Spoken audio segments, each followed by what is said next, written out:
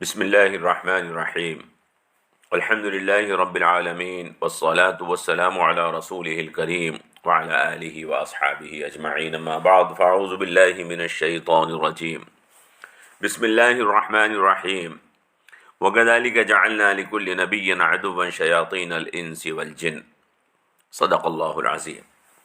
عزیزان ملت اسلامیہ، ہم سیرت مبارکہ کا بیان کرتے ہوئے یہاں تک پہنچے ہیں کہ کافروں نے حضور نبی کریم صلی اللہ تعالی علیہ وسلم اور صحابہ پر کیسے کیسے ظلم کیے۔ اس سلسلے میں گزشتہ درس میں چند واقعات ہم نے بیان کیے تھے۔ آج ہم چند کافروں کے نام بتائیں گے جنہوں نے حضور نبی کریم صلی اللہ تعالی علیہ وسلم اور صحابہ پر بے پناہ ظلم کیا ہے۔ یہ لوگ مسلمانوں کے دشمن تھے۔ مسلمانوں کے دشمن تو بہت ہوتے ہی ہیں۔ حضور کا تو پورا مکہ اور ہر مشرک دشمن تھا اور دشمن ہے، مگر بڑے بڑے دشمن جن کی دشمنی انتہا کو پہنچی ہوئی تھی، ان کے نام جو حدیث اور تاریخ کی کتابوں میں آئے ہیں: ابو جہل ابن ہشام، ابو لہب ابن عبد المطلب، اسود ابن یغوث، حارث ابن قیس، ولید ابن مغیرہ، امیہ بن خلف، ابی بن خلف، ابو قیس ابن فاکع، عاص ابن وائل، نضر ابن حارث، منبہ ابن الحاج، زہیر ابن امیہ، صائب ابن صیفی، اسود ابن عبد الاسد، عاص ابن ہاشم، عقبہ ابن ابی معیط،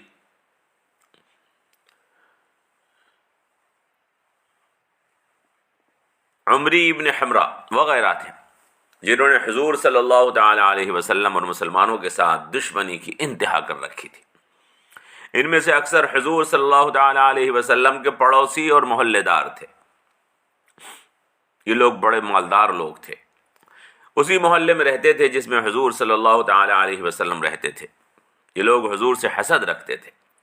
ان کے دل میں اس بات سے جلن تھی کہ ہدایت اور نبوت حضور کو کیوں ملی ہے، یہ عزت حضور کو کیوں حاصل ہو رہی ہے، حالانکہ وہ اپنے آپ کو حضور سے بڑا سمجھتے تھے، مالدار، سمجھدار۔ دوستو، یہی ہوتا ہے چراغ تلے اندھیرا۔ جو قریبی ہوتا ہے وہ حسد اور کینہ کی وجہ سے ہدایت سے محروم رہ جاتا ہے۔ میرے عزیزو، گمراہی کے اسباب میں سے ایک بڑا سبب یہ بھی ہے کہ آدمی کسی سے حسد اور کینہ دل میں لیے پھرتا ہے، پھر وہ اچھی بات بھی بری لگتی ہے۔ ان لوگوں کا بھی حال یہی تھا۔ یہ لوگ محلے والے تھے، پڑوسی تھے، اس کے باوجود حضور سے حسد اور کینہ رکھتے تھے۔ لہذا حضور اکرم صلی اللہ تعالی علیہ وسلم کی بات کو کینہ توزی کے ساتھ سنتے تھے۔ دل میں جو عیب تھا اس کی وجہ سے انہیں کوئی بات اچھی نہیں لگتی تھی، تو بجائے ہدایت پانے کے یہ لوگ حضور کے دشمن بن کر گمراہ ہو کر مر گئے۔ اللہ کا یہ دستور ہے کہ اس نے ہر چیز کا جوڑا پیدا فرمایا ہے، اس نے ہر چیز کی ضد پیدا کی ہے۔ جس طرح روشنی کے مقابلے اندھیرا ہوتا ہے، ہدایت کے مقابلے گمراہی اور خیر کے مقابلے شر، اسی طرح نیک لوگوں کے مقابلے پر شریر اور بد کردار لوگ ہیں۔ قرآن کریم میں اللہ تبارک و تعالی نے آیت مبارکہ نازل فرمائی ہے: وَكَذَلِكَ جَعَلْنَا لِكُلِّ نَبِيٍّ عَدُوًّا شَيَاطِينَ الْإِنسِ وَالْجِنِّ۔ نبی کے مقابلے ان کی دشمنی کے واسطے جنات اور انسانوں میں شیاطین پیدا فرمائے۔ یہ اللہ نے واضح طور پر فرمایا تاکہ حق اور باطل کا مقابلہ اور جنگ جاری رہے۔ عام لوگ جس کو چاہیں قبول کر لیں، برے لوگ شیاطین کو، اچھے لوگ صالحین کو پسند کرتے ہیں۔ اگر دنیا میں صرف حق ہوتا تو لوگ حق کا ساتھ دینے پر مجبور ہوتے، اور اگر دنیا میں صرف باطل ہوتا تو لوگ حق کو کیسے قبول کرتے؟ لہذا حق اور باطل دونوں کا موجود ہونا ضروری ہے۔ اسی لیے اللہ تعالیٰ نے انبیاء کے مقابلے کے لیے شیاطین کو بھی پیدا فرما دیا، تاکہ حق و باطل کا معرکہ سرگرم رہے، اور حق و باطل میں لوگ جس کے ساتھ چاہیں چلے جائیں۔ اچھے لوگ انبیاء کے ساتھ آ جائیں اور برے لوگ شیاطین کا ساتھ دینے لگیں۔ پھر نیکی کرنے والا جس قدر بڑا ہوگا، خیر اور بھلائی کا داعی جتنا بڑا ہوگا، اس کا مخالف اور دشمن بھی اتنا ہی خبیث اور زبردست ہوگا۔ حضور سید الانبیاء ہیں، تمام خیر و بھلائیاں جناب رسول اکرم صلی اللہ تعالیٰ علیہ وسلم کے ساتھ موجود ہیں، تو ایسا لگتا ہے کہ حضور نبی کریم صلی اللہ تعالیٰ علیہ وسلم کے دشمن اور مخالفین بھی خباثتوں اور ظلم میں خبیثوں اور ظالموں کے سردار اور شیاطین کے اعلی کار ہیں۔ مثلاً ابو جہل نہایت خبیث اور ذلیل آدمی تھا، اس کو امت کا فرعون کہا جاتا ہے۔ نہایت متکبر آدمی تھا، وہ فرعون نہیں بلکہ فرعون سے بھی بدتر تھا۔ فرعون نے حضرت موسیٰ سے حق کو سنا تھا، مگر اس نے حضرت موسیٰ کو قتل نہیں کیا، حالانکہ وہ بادشاہ تھا، چاہتا تو قتل کر سکتا تھا۔ جبکہ ابو جہل وہ تو بادشاہ بھی نہیں تھا، لیکن وہ حضور کے قتل کی سازشیں رچا کرتا تھا۔ نہایت متکبر آدمی تھا، اس کا نام ابو الحکم تھا۔ حضور نے اس کا نام ابو جہل رکھ دیا تھا، جہالت کا باپ۔ لوگوں میں یہ بات غلط مشہور ہے کہ یہ حضور کا چچا تھا، ایسا نہیں ہے، یہ حضور کا چچا نہیں تھا، قریش کے ایک دوسرے قبیلے کا آدمی تھا، اسی محلے میں رہتا تھا جس میں حضور رہتے تھے۔ دوسرا نام ابو لہب ہے، اس کا اصل نام عبد العزیٰ تھا، یہ حضور کا سگا چچا تھا اور عبد المطلب کا بیٹا تھا۔ حضور کے سب سے پہلی مخالفت اسی نے کی تھی، حضور کا پڑوسی تھا۔ اس کے لیے سورہ تبت یدا ابی لہب نازل ہوئی ہے، جس کا نام لے کر اللہ تبارک و تعالی نے قرآن کریم کے اندر اس کے اوپر لعنت اور پھٹکار بھیجی ہے۔ یہ بہت مالدار آدمی تھا۔ اس کی بیوی ام جمیل بنت حرب ابو سفیان جو امیر معاویہ کے والد ہیں ان کی بہن تھی۔ گویا یہ ابو لہب کی بیوی ام جمیل حضرت امیر معاویہ کی سگی پھوپھی تھی۔ اس کو حضور سے سخت دشمنی تھی، راستے میں کانٹے ڈالتی تھی۔ یہ اتنی سخت دشمن تھی کہ حضور کا نام محمد اپنی زبان سے نہیں لیتی تھی، کیونکہ محمد کا مطلب قابل تعریف ہوتا ہے، لہذا یہ نام نہیں لیتی تھی کہیں قابل تعریف حضور اکرم صلی اللہ علیہ وسلم کو نہ کہہ دے۔ ابو لہب کی موت کا واقعہ نہایت عبرتناک ہے۔ اس کو ایک بیماری لگ گئی تھی، جسم پر دانے نکل آئے تھے، اسی سے مر گیا۔ جسم میں بدبو آتی تھی، لاش کے قریب جو جاتا دل متلا جاتا، الٹی ہونے لگتی۔ کئی دن ایسے ہی اس کی لاش پڑی رہی۔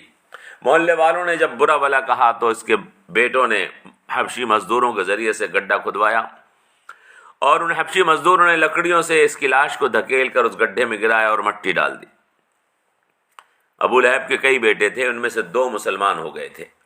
ایک بیٹا جس نے حضور کی بیٹی کو ابو لہب کے کہنے پر طلاق دے دی تھی، اس کا نام عتیبہ لکھا ہے، وہ حضور کی بد دعا سے ہلاک ہوا۔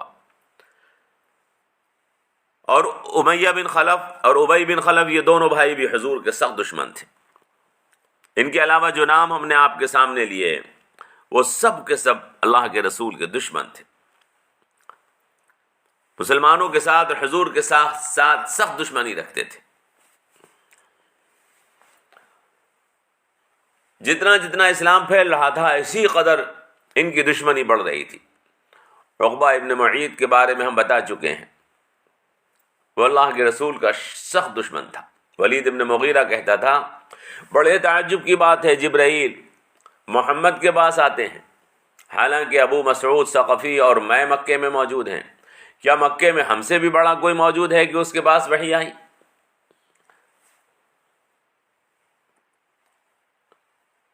اللہ نے وحی نازل کرنے کی وجہ بیان فرمائی ہے کہ وحی دولت مندوں یا سرداروں کو نہیں، بلکہ جس کو اللہ چاہتا ہے، اللہ پسند کرتا ہے، اس کو بھیجی جاتی ہے۔ ابو قیس ابن الفاقہ یہ ابو جہل کا ساتھی تھا۔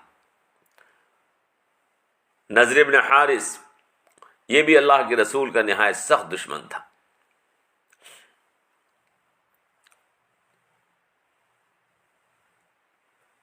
ان دشمنوں نے اللہ کے رسول کے ساتھ شدید دشمنی کی، مسلمانوں کو شدید ظلم کا نشانہ بنایا۔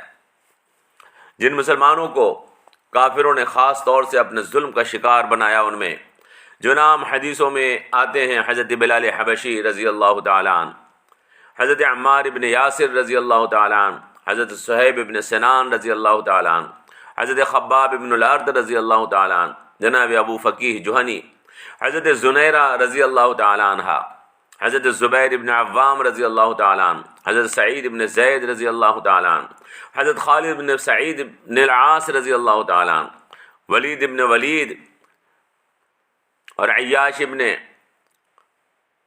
ربیعہ اور سلمہ ابن ہشام اور حضرت ابو ذر غفاری رضی اللہ تعالیٰ عنہ، ان کے نام قابل ذکر ہیں۔ حضرت بلال کے قصے تو بہت مشہور ہیں۔ یہ امیہ بن خلف کے غلام تھے، وہ دوپہر میں تیز دھوپ میں ان کو لٹا دیتا اور گرم پتھر سینے کے اوپر رکھ دیتا اور کہتا کہ اس کو ایسے ہی مرنے دو، یا تو یہ محمد کے خدا کا انکار کر دے اور لات اور عزا کی پرستش کرے، ورنہ ایسے ہی دب کے بس گرمی میں مر جائے۔ حضرت ابوبکر صدیق رضی اللہ تعالی عنہ نے ان کو بھاری قیمت ادا کر کے خریدا اور آزاد کر دیا تھا۔ حضرت عمار بن یاسر کے قصے بھی مشہور ہیں۔ ان کے والد یاسر اپنے کھوئے ہوئے بھائی کو تلاش کرتے ہوئے مکے آ گئے تھے اور مکے میں رہنے لگے تھے۔ یہاں سمیہ سے شادی ہوئی تھی تو حضرت عمار پیدا ہوئے، پورا گھر مسلمان ہو گیا تھا۔ یہ مکے سے باہر کے رہنے والے تھے، چونکہ قریشی نہیں تھے اور مسلمان ہو گئے تھے، کوئی ان کا حمایتی نہیں تھا، کافر ان کو بہت تکلیفیں دیتے تھے۔ حضرت یاسر کو کافروں نے اتنا ستایا کہ وہ تکلیفوں کی وجہ سے انتقال کر گئے تھے۔ اسلام میں سب سے پہلی شہادت حضرت عمار کی والدہ حضرت سمیہ کی ہوئی۔ ابو جہل نے ان کے برچھا مارا تھا جو شرمگاہ میں لگا، جس سے شہید ہو گئیں۔ اسلام میں سب سے پہلی شہادت انہی کی ہے۔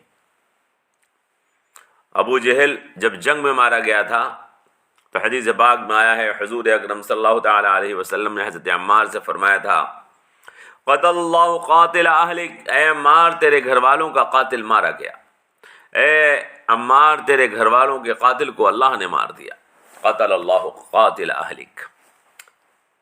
حضور اکرم صلی اللہ تعالی علیہ وسلم نے حضرت عمار سے جنگ بدر کے موقع پر یہ فرمایا تھا۔ ایک صاحبہ حضرت زنیرہ رضی اللہ تعالی عنہ، یہ حضرت عمر کی غلام تھی۔ اسلام لانے سے پہلے حضرت عمر ان کو اتنا مارتے تھے کہ تھک جاتے تھے۔ ابو جہل کو بلا لیتے، وہ بھی مارتا، کافروں کو جمع کر لیتا، کافر ان کے پاس جمع ہو جاتے اور کہتے اگر اسلام اچھی چیز ہوتا تو یہ تم غلاموں کا مذہب نہ ہوتا بلکہ ہم سرداروں کا دین ہوتا۔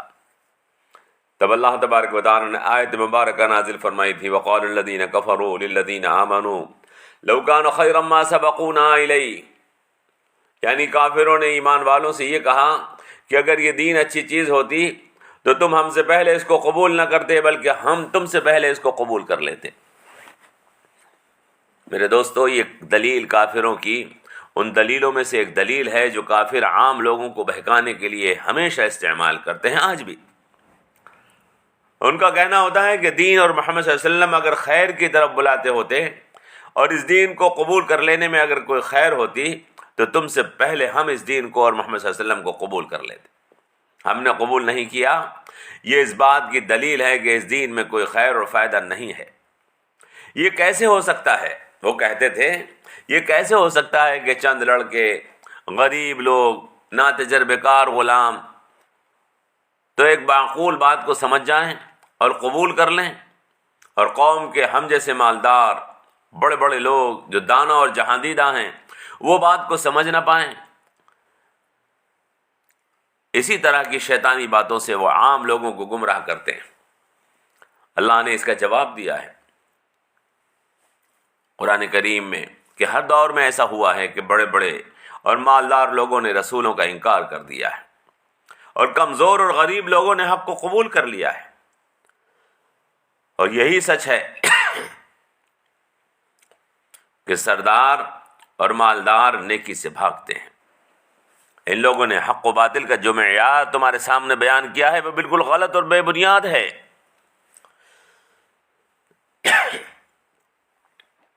امیروں اور سرداروں کا انبیاء اور رسولوں سے بھاگنا اور غریب نیک لوگوں کا انبیاء کی تعلیمات کو قبول کر لینا یقین رکھو یہ حق اور باطل کے پہچاننے کا طریقہ نہیں ہے، بلکہ سچی بات یہ ہے، اور اللہ کی قسم سچ یہی ہے کہ غرور اور تکبر اور اپنی سرداری اور مالداری پر فخر جو سرداروں اور مالداروں میں موجود ہوتا ہے، ہر دور میں ان کو حق سے محروم کر دیتا ہے۔ غرور اور تکبر اور اپنی سرداری اور مالداری پر فخر جو سرداروں اور مالداروں میں موجود ہوتا ہے، ہر دور میں حق سے ان کو محروم کر دیتا ہے۔ اور چونکہ غریب ان امراض میں مبتلا نہیں ہوتے، اس لیے وہ حق کو قبول کر لیتے ہیں، ان کے لیے کوئی رکاوٹ نہیں ہوتی۔ حق کا قبول کر لینا ان کے لیے آسان ہوتا ہے۔ مالدار لوگوں میں بس چند لوگ ایسے ہوتے ہیں جو مالدار بھی ہوں اور غرور اور تکبر سے پاک بھی ہوں، ورنہ اکثر مالدار اور سردار غرور اور تکبر کے اندر مبتلا ہوتے ہیں۔ وہ چند لوگ جو غرور اور تکبر سے پاک ہوں، اللہ ان کو ہدایت دے دیتا ہے، حق کے قبول کرنے کی اللہ ان کو توفیق دے دیتا ہے۔ حضرت ابو بکر صدیق رضی اللہ تعالی عنہ، حضرت عثمان غنی رضی اللہ تعالی عنہ، حضرت عبد الرحمن بن عوف رضی اللہ تعالی عنہ، وہ انہی مالداروں اور خوش قسمت لوگوں میں سے ہیں جو مالدار تھے مگر غرور اور تکبر اور مالداری سے پاک تھے۔ وہ فخر کے اور ریاکاری کے جذبے سے پاک تھے۔ اللہ نے ان پر اپنی مہربانی نازل فرمائی، اور آج بھی اللہ تبارک و تعالی ایسے مالداروں پر اپنی مہربانی نازل کرتا ہے جو اللہ کی راہ میں، جو اللہ کی دی ہوئی نعمت میں ان بیماریوں سے خود کو پاک رکھ لیتے ہیں۔ تو اللہ تبارک و تعالی نے اس چیز کو قرآن کریم کے اندر بہت واضح انداز میں بیان فرمایا ہے۔ اللہ سے دعا کیجئے کہ اللہ تبارک و تعالی اس نے اگر ہمارے لیے غریبی کو پسند کیا ہے تو یہ ہمارے لیے اچھی ہے